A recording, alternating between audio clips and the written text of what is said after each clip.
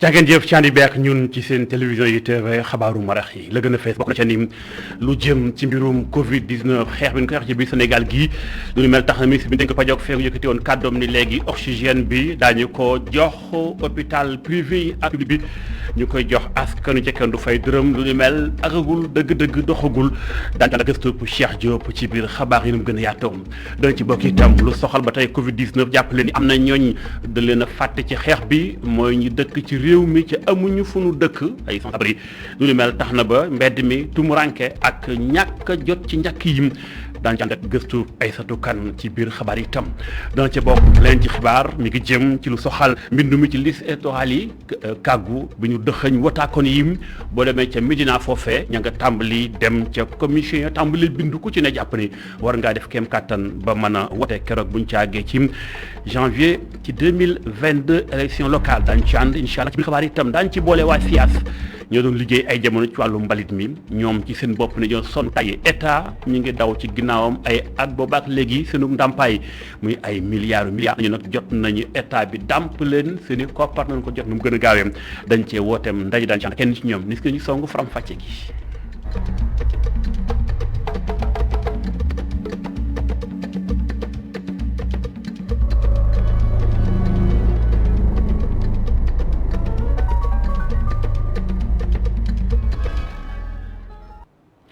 ñu gërëm leen candi bi ak ñun ITV xabaaru marax yi ñu koy tàmbale ci ginnaaw ba mu génnee àdduna na gën ni ci suba la xibaar bi jëpp mooy ci di Abdoulaye Elimane nga xamante ni bi kon génn na àdduna moom fi nekkoon maire waaye itam kàngam ci APR nekkoon aussi opérateur économique loxoom duggoon ci lu bari ci wàllum koom génn na àdduna lu ni mel tax na njàqare xol bu jeex ak itam naqar la mboolem jege ñaale àndal ak ñi doon liggéey ci moom di ay téeméeri doomu aadama moom mu daan ko daan créer emploi ci biir réew mi goxam di ko fàttaliku ba léegi ginnaaw génnam àdduna goxam di ko jooy tey jii lan ko doon waajal sàng ni ci ngoon si ñi ngi ko war a jébbal borom bi ca fe nga xam moo di kon ca Orofondem lu ni mel tax na kilifa diine xarit andi jàmm dëkkandoo ku ne yëkkati kàddu seedem jébi ko ci demus yàlla sim gis ngeen subaak léegi immédiat mboolem ay bànqaasam nekkoon ci édition spéciale doon waxtaane demus yàlla si ak jaar-jaaram ak yëngoom ci wàllum koom ci biir Sénégal gi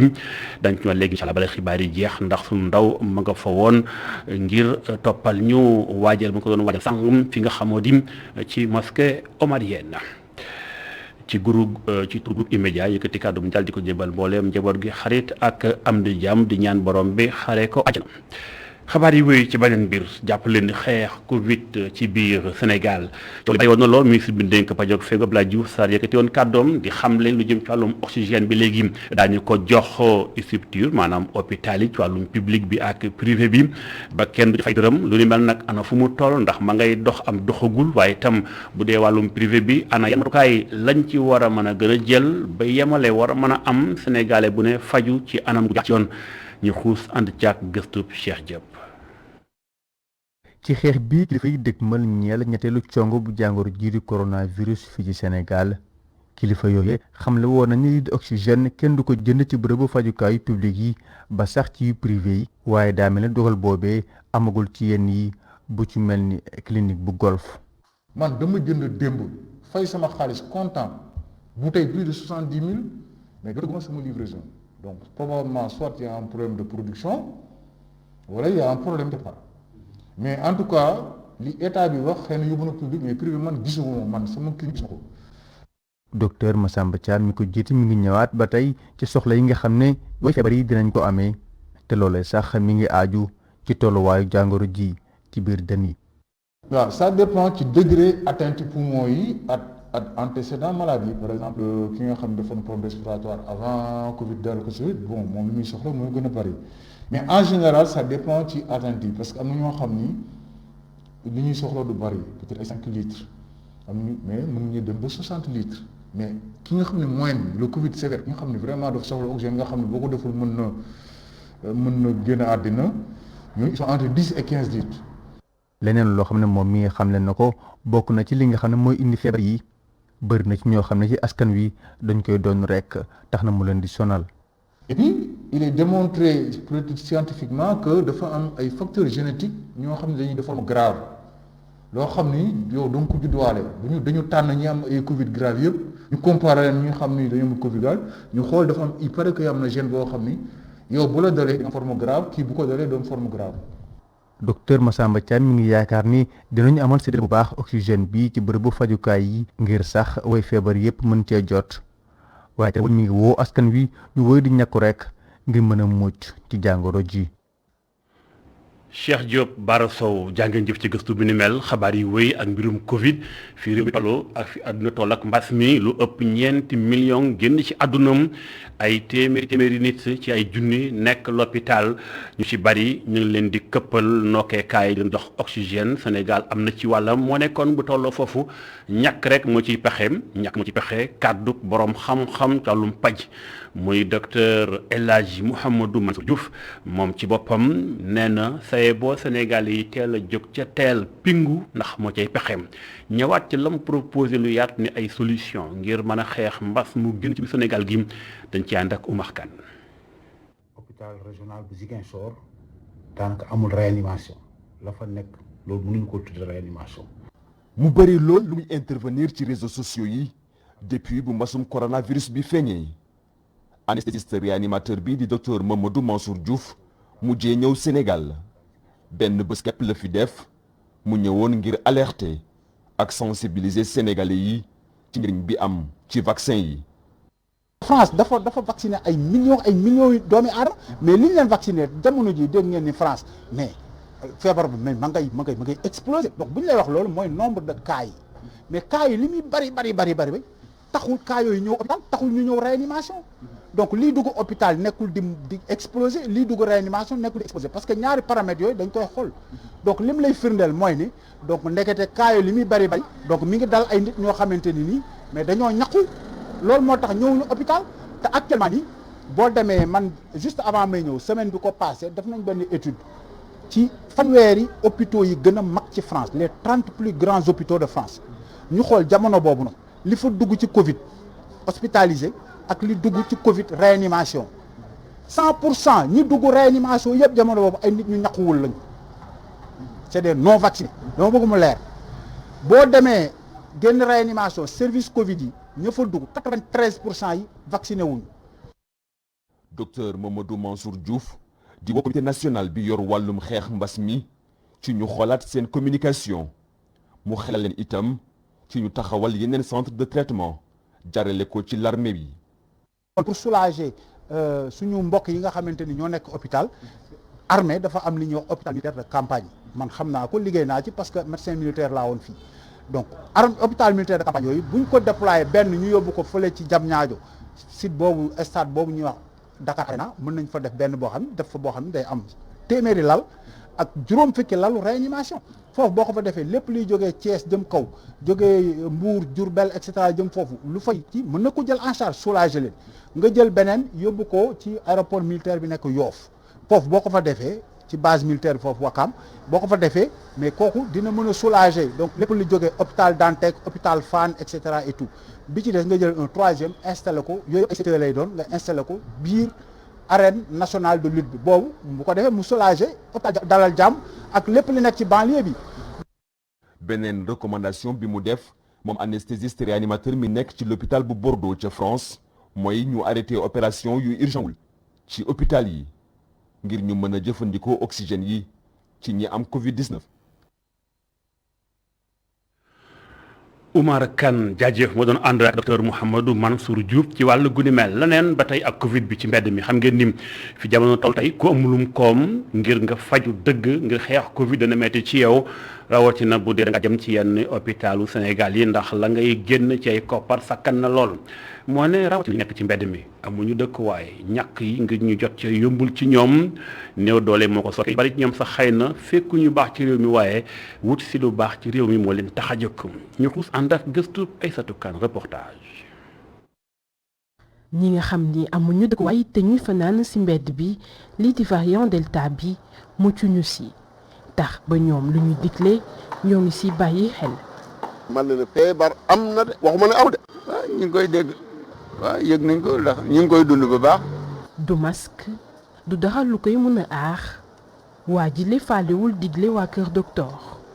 gis-gisam moo di bàyyi lépp ci loxoy yàlla. mosuma sol masque. am na benn bés lal sel lal taxoon maa ngi jóge fii di dem Mbuur keroog la am benn yoon boobu la am beneen boobu la géej. borom kër gi nag dañu ko fekk mu toog ci boori institut français feebar bi jafe-jafe yi mu jur mu ngi koy yëg bu baax loolu waral ba digle waa kër docteur da koy topp. ñu ngi jël suñu médecin ñun suñ moyen mooy di moytu ak di góorgóorlu di muslu parce que misir yi ñu wax yëpp ñu ngi koy góorgóorlu di ci fagaru waaye nag comme amuñ moyen te toog fii di wut ku ñu dimbalee aussi yàlla rek ñu ma dimbale.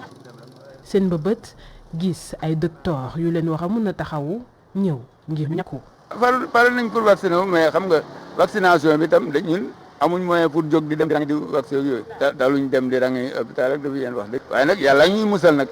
ndax gisaguñ ci ñun ci kenn kum ci dal wala suñu sañoon itam ñu indil ñu équipe boo xam ne dañuy fekk ñun fi ñuy ne. ñu bokk ci ñuy fàtte ci lu bëri ñi xam ne amuñu dëkkuwaay jafe-jafe mbas mi muccuñu ci mënuñu dem ci centre de santé yi ngir testé wu wala ñàkku wante ñi ngi def seeni kéemtalaay kàttan ngir dëppoo digle waa kër docteur. jaajëf Aïssatou Kane ci gëstu bu ni mel ñu xuus jëm ca Thiès wax ci lu soxal mbirum jongante baccalauréat ak joxe ay résultats yu mel noonu le mënta ñàkk donte nguur gi ak i jëmtukaayam jël ngir bañ ay buuxante ak dajaloo am teewul dajaloo gi am na donte jamonoy mbas la ñu nekk lu ni mel jot résultat ak xam fu jongante yi toll moo ko sooke ñu xuus Thiès ànd faak gëstu Mountaga Kane. bërëb bi képp ku amee cardiaque war na fi sori ñii dañuy kontaan lool di ko wone ñii mer lool di yuuxu ko daan ñii ñu ngi jooy ndax mbégte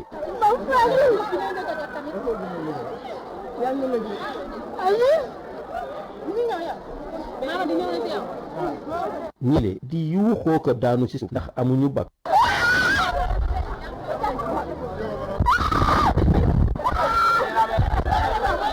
ci bureau jury bi fi nga xamante ni foofu la ñuy envoyé SMS yi jëm ci élèves yi ñi admis ak ñi war a def deuxième tour ñi yore liggéey bi sonn nañu lool. Non, c'est pas forcé de jot message parce que les messages viennent à contre-goût. Vous pouvez ne pas recevoir les messages mais vous avez les. Oui. Rougui Mamadou Dia xale la bu am baccalauréat d'office moom kontaanteem jéggi na dayoo. kontante rek ak mbégte ak sant yàlla ndax yàlla mooy kiy maye comme ni ma ko waxee woon sànq te moom it moom mooy kiy xañee ñi amul ñi xam ne yàlla moo leen xañ xëy na mu ngi leen di réserver li nga xamante ne si ni moo gën a am si ñoom importance waaw maa ngi sant yàlla bu baax di sant sama yaay dafa sonn sama jàng c'est sonn maa ngi koy sant bu baax a baax a baax. ñu fàttali ne résultat yi ñu ngi koy joxe ci SMS donte lee tere nañu xale yi ñu dajaloo ñoom ñëpp dañoo ñëw ci buntu jury bi dajaloo foofu di xool seeni portable. Mountaga Kane jaajëf jóge ca Mbour xuus jëm ca diwaanu Sédhiou fekk fa Ousmane Demba ko fa jàppale ni kon la fa nekk ni bërëb fajukaay ay juróom benn weer mi ngi nii amul njiit amul directeur donte kër ga ña fay liggéey ñu ngay góorgóorlu waaye nag dañoo sonn tàyyi ñu ngi nekk jamonoy mbas kon kilifa guy doxal liggéey ba teg ko ci yoon mënta ñàkkam donte njaboot yàgg na li moo tax intersyndical ba fa nekk jibal kàddoom ni léegi nag doy na correspondance ma Demba. ñu wax ne hôpital ñu am na hôpital beneen hôpital EPS 2 ba tey hôpital bi nga xam moo fi nekk pour l'instant di faj nit ñi hôpital boobu dañ ko bàyyi ak boppam lu ko nag juróom benn weer te amul ab directeur te ku nekk xam na ne directeur mooy jël dogal yi pour ñeneen ñi mën a jëfee dogal yi muy jël waaye kër nag bu amul kuy jël dogal pëccëxoo moo fay am te pëccëxoo bu yàggee li muy joxe ci kër lu dul tas ko du ñu nangu nag ku ñu ko tasal moo tax tey bi ñu bindee wax ñi nga xam ne ñoom la ñu war a waxal depuis mars ba tey waxuñu ci yooyu ñu ci yàbbiwuñ ci ñu dem ba xool ne hôpital bi la muy liggéey jamono bii mënta fay ay agent am mënta jënd ay garab li tax loolu mooy balaa ngaa mën a liggéey li def ay recettes yu jënd ay garab day fekk nga am garab Sédhiou képp moom la joxagul ñaareelu transam ak ñetteelu transam ci subvention bi état war a jox établissement public ñi nga xam ne ñooy liggéey ci hôpital bi genn wàll gépp dañoo feebar lan moo leen feebar parce que ñu ngi dugg ci mbas moo xam ne dafa laaj bu fekkoon da nga doon fagaru benn nga fagaru ñaar ñu ngi génn ci télé di ko wax mais fagaru boo gis day am ay matel te amoo masque amoo gant benn paquet wala benn peeru gant la ñuy jox benn service ne ko mën nga cee liggéey ñi nga xam ne ci ginnaaw géej gi wala ci ginnaaw dex bi ci Sédhiou lañ bokk te dañoo bokk ci hôpital bi ñu teg fi vedette boo xam ne buñ fi ñëwee heure bu ñu ñëwee ci guddi gi dinaan woote gars yi coordonné ambulance bi dem ñu jéggal leen mais tey fi toll nii bu dul gaal yi di liggéey ngay fay ñaar fukk wala ñaar fukk ak juróom sa malade du jéggi wala sa malade dina am doom foofu wala sa malade dee foofu démb takk naan ay brassard tey dañuy continuer di ko takk toog suñ toogaay yu ñox dinañ am benn grève boo xam ne grève générale. mu doon Brodjan Diakhaté yore kàddu syndicaliste si hôpital ba nekk daanaka Sédhiou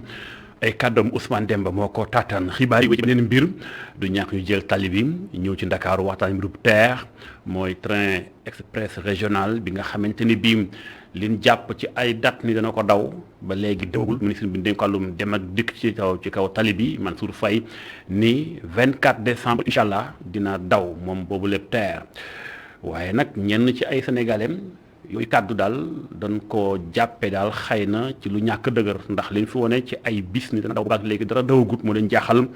ñenn ci ay sénégalais ci gëstu Mamadou Dieng reportage.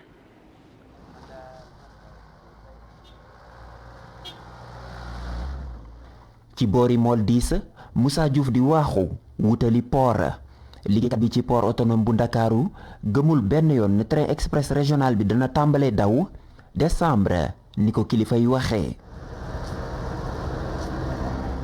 mën na am puisque bii mooy 3e fois et cetera su mu nee dina daw man gëmuma ko et cetera je n'y crois pas puisque gis naa ñu ne 500 francs 1000 francs promo 800 francs yu demee noonu. j'ai vu ça ce matin. dafay yàgg man je voyage man navigateur la damay dem Afrique damay dem Europe fu nekk dem naa fa. waaw yii gis naa ko mais nag wax dëgg yàlla Sénégal tollagu ci.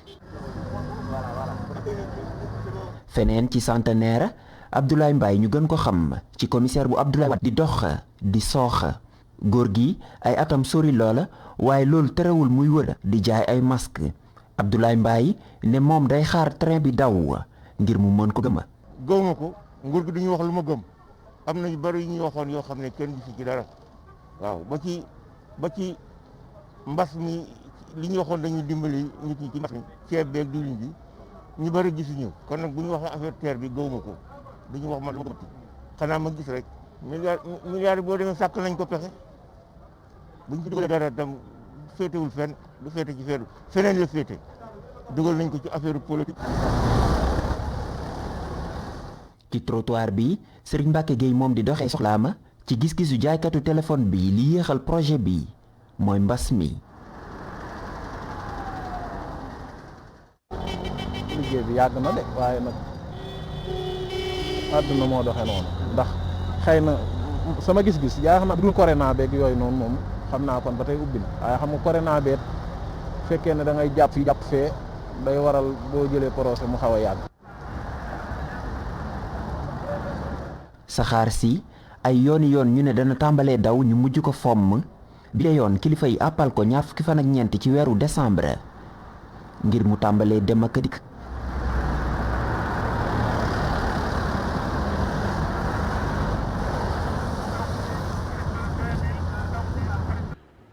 Mouhamadou Dieng jaajëf waaye ndax xam terrain boobule dana daw am du daw ñii moom ña ngay daw ay xel la ñuy daw ñoom jot seen ay koppar moo tax ñuy daw ñu doon liggéey ci SIAS ay jamono kër la gu doon liggéey ci wàllu mbalit bu ngeen fàttali ko ñoom ak ama Sénégal tey ñu ngi toll jamonoy UCG ñoom nag nee ñu ay at mi ngi nii ba seen kër gu tasee ba léegi état wala joxu ndàmpaay gi ay milliards yu bari la waaye jot ca ay koppar moo leen tëm ne ñu ngi sonn ñee ngi màggat ñee sax di génn àdduna waaye ba tey mënuñu gis seen couleuru koppar kenn ci ñoom kàddoom jip ñu ngi ko duppee Ousseynou Diop la mu dénk Moustapha Gaba Diop.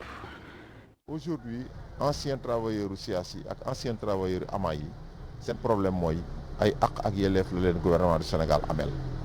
te ñu doon ay travailleurs yoo xamante ni dañoo joxe seen ñax ci réew mi jàpp liggéey pour askan wi au retour état du Sénégal war leen a fay jusqu'à présent fayu leen te li nu gën a jaaxal ci mbir mi mooy le président Macky Sall a donné plusieurs fois des directives pour ñu fay liggéeykat yooyu mais ba léegi dara mënu cee nekk te tey nag ñooñu ay mag lañu ñii wëruñu ñii taxaw toog nañu benn place parce que liggéeyatuñu ils sont pris de l'âge mais jusqu'à présent situation boobu mu ngi resté kenn mënu ko régler moom la ñuy demander à ce que le président mu régler problème boobu. yaakaar naa réew mi warul am ay jëfal ñii bàyyi ñii ñëpp la ñu war a yamal loolu moom vraiment lu nu jaaxal la lu nu aussi tamit yéem la ci démarche bi état bi def. ñun nekk nañu tey boo totaliser les ex-travailleurs de la SIAS et de AMA Sénégal mi ngi tourner autour de 4 000 travailleurs liñ ñu yoreel nag boo ko chiffré tey nekk na presque 4 milliards et quelques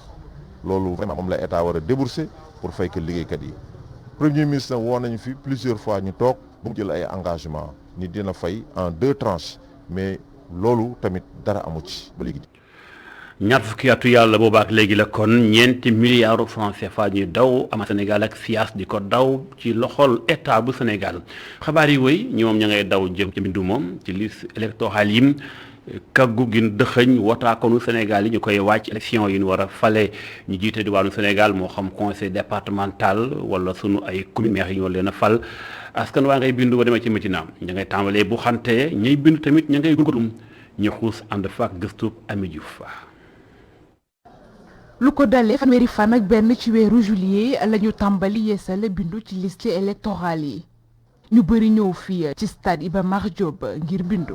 ci centre bi nekk ci Médina mbind mi di jaar yoon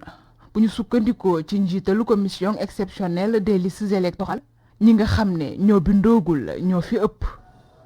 tey gis ngeen affluence bi ci suba ba léegi noppaluwuñ bi ma xëy sa 8 heures ba léegi ñu ngi sëgg di bind ba léegi. démb aussi nii la meloon am passe pour am ay carte électorale am na ñu bëri ñu bindu woon mais ci gannaaw comme ni ñu ko remarqué yi ñëpp personne non inscrite sur les listes électorales xale yi amoon nañ ay carte mais amuñoo ay carte électeur am nañu itam ñu ñëw ñoo xam ne day ñëw pour changer seen lieu de vote day ñëw pour changer def ay modifications. militaire paramilitaire bi ma commencé le 31 ba léegi jotuma ni militaire ni paramilitaire bi ma commencé ba léegi. lu ëpp téeméeri nit daal di bindu ci centre bi depuis ba ñu dooree te terewul saa yu ñu xëyee rang bi di gën a yokk. ba ñu commencé ba léegi au début nag nit ñi ñëwuñu woon ba ñu commencé premier jour bi amoon na ñaar fukk nit ñi nga xamante ne ñoo fi ñëwoon fukk ñoo ñëwoon ci inscription bi fukk ñëw ci modification bi deuxième jour bi ñu am juróom fukk ak ñaar maanaam 52 la ñu amoon troisième jour bi ñu am ñeent fukk ak juróom. donc tey moom macha allah alhamdulilah nekk nañ ci téeméer ak lu topp donc bu ñu ci boolewulee journée tey bi bu ñu jëlee ñetti fan yi nga xamante ne moom lañ njëkk a def du 31 au 3 am nañu téeméer ak fukk ak juróom-ñaar 117 personnes yi nga xamante ne inscrits nañu donc journée tey bi rek on est à plus bon journée tey bi rek dépassé nañu téeméer yi ñu ngi téeméer fukk ak lu topp te am na ñi nga xamante ne ñoom ñu ngi des pour xaar. mu ñëw daal di bindu ci Adja Diop topp rang bi. donte gudd na waaye dina def kemti lay kàttanam ngir rek matal ay devoiram. parce que sama carte d'identité dañ ci defoon non votant ma ñëw pour rectifier ko pour mën a inscrire ci liste électorale yi pour mën a voter gisaguma fi dara de parce que dañ ma ne dañu jël nañ sama papier pour ma toog rek xaar. ndaw yi nga xam ne ñu am fukki at ak juróom-ñett mën a récupérer seen carte électeur bi leen dogal jóge woon ci njiitum réew mi ngir rek ñu mën a amal ay élections locales yu jaar yoon ci atum 2022. jaajëf soxna Ami Diouf xabaar yi wéy dugg ci mbirum tàggat yaram jàppale ni coowal fédération de foot bu Sénégal ba léegi jeexagul diggante Augustin Senghor candidature bi mu sampaat ndëndëm dugg ci géew bi ñenn di ab comité buy saytu footballu Sénégal ni awul ci yoon. boobu lépp candidature awul ci yoon ñu ni woon nag dañuy bëgg ay yaxal ay signature am nan ko junni ak ñeenti téeméer lu da sax am nañ juróom-ñaari junni ci ay signature yoo xam dañ ko awle ci internet bi waaye am nan lu ëpp téeméeri signature yoo xam ci ay kayit la nag loolu dañ koo jébbal même fédération bi dañ ko wàllum football xam na ko ni ko mbir mi wot bi dañ ko doxale lu ci bari awul ci yoon ci day nësaxal footballu Sénégal kenn ci ñoom kàddoom yëpp ñu ngi ko duppee Mourou Gueye Seck la mu dénk ITV. Sénégalais yu bëri ci fii Sénégal ci ak bitim réew ñoo dajaloo ne ñun ànduñu ci ñu doxaline muy nekk 7000 Sénégalais maanaam juróom-ñaari junni Sénégalais yoo xam ne bind nañ pétition signé nañ pétition bi ci en ligne ak yeneen ñetti junni yoo xam ne ci signé nañ ko physiquement jox ñu ko suñuy loxo ñu tee ko nii donc moom lañ ñëwoon tey déposé ko fii fédération bi pour ñaxtu ñaari mbir bi ci njëkk mooy wax délégué yi nga xam ne ñooy voté samedi que ne li ñu bëgg a def ñun ànduñu si parce que dañu nekk si dëkk boo xam ne kaddu dafa war a am valeur kaddu dafa am solo te Maître Augustin Senghor moo taxawoon ci kanamu Sénégal yëpp ne troisième mandat bu ko amee dootul laaj quatrième tey jii mi dafa laaj quatrième donc mi ngi weddi kàddoom bi nga xam ne moo koy joxe woon beneen bi mooy dañu gis ne ci processus électoral bi bëri na ay rëq-rëq yoo xam ne méngoowul ak li nga xam ne moom la charte yi fédération bi tëddal moom la charte FIFA tëral mu mel ni par exemple dañ ne commission électorale bi nga xam ne moo war a saytu élection yi dañ ko war a tëral lu mu gàtt juróom benn weer balaa ñuy dem élection te gis nañ ne loolu respecté wuñ ko donc mu nekk violation bu grave boo xam ne jàpp nañ ne war na mun a tax ñu dàq élection yi wala ñu wax annulé ko carrément fu ñu ko war a jooyee feneen tam nañ ko fa jooyee bu jaree ñu dem FIFA nañ fa dem d'ailleurs saisir nañ FIFA wax ko liñ xalaat ci loolu dañ saisir CAF incha allah aussi pour wax ko li wax ko xalaat ci loolu mais combat bi dina dépasser également élection yi parce que dañ jàpp ne élection intérêt football sénégalais dépassé na cadre élection bu élection yi jàllee football bi day continuer donc ñun dinañ continuer di xeex pour lépp li nga xam ne war na mun a jëmale suñu football kanam sénégalais yi taxaw ci pour mu am ak képp ku mun a toog ci fédération bi. mi ngi noonu loolu sax moo jeexal laajtu xabaaru yu guddi gi xabaaru ndax yi kon ci seen télévision yi TV sant leen gërëm leen ci ànd beeg ñun ñu bàyyi leen ak la Total Cheikh Hassana Fall ak i ganam ci kanam tuuti incha allah jàngeen jëf.